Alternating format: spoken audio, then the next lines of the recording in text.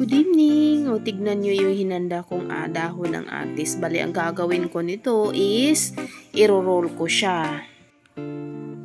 Pero bago ko siya i-roll, ang ginagawa ko muna, para bang kung sa Tagalog, gusot-gusutin ko muna o kusukusuhin ko muna siya para yung aroma ng atis maglabas talaga. Tapos, since ganito na siyang forma niya, pasok ko na to sa isang ilong lang naman ang papasukan kung hindi pwede.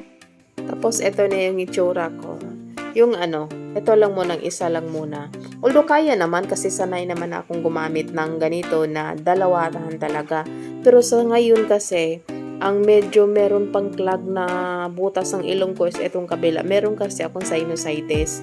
Kaya ganitong So far naman talaga, every time magkakaroon ako ng sipon, nung nasa city na ako, hahanap talaga ako ng atis. Remedy ko talaga every time na meron akong ganito na super duper sakit na sa ulo dahil sa sipon, na parang baradong-barado na talaga ilong ko. Ito talaga yung takbuhan ko. Tapos, buti na lang, meron akong ka-office mate na pinakiusapan ko na magdala nito. Kaonan din yun kung maniniwala. Basta sa amin way back nung sa probinsya namin, ito talaga yung ginagawa namin. Diba? Actually, yung sipon ko last Monday pa. Tapos, yung Monday talaga, hirap na hirap talaga akong huminga.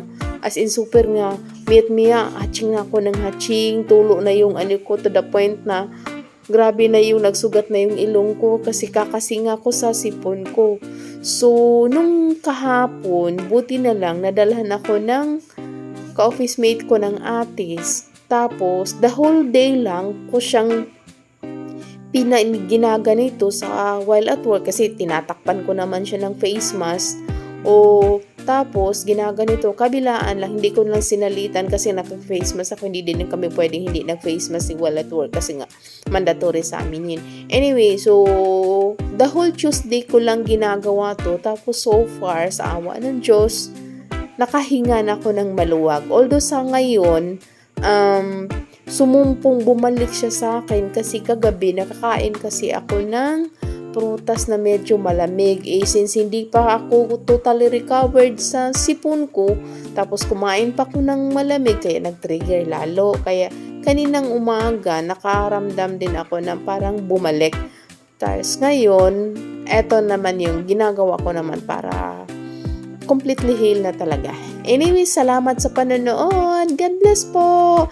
Sana'y natutunan nyo ang healthy tips na to. Although, hindi naman lahat talaga tayo naniniwala sa mga ganitong home remedy. Pero sa amin, way back nung sa amin talaga, eto talaga yung takbuhan namin na yung ganito, home remedy lang talaga yung mga halamang gamot kami sa health facility sa amin kasi super layo. Kumbaga, malayo kami sa kabihasnan. Anyway, salamat po. God bless. Ingat.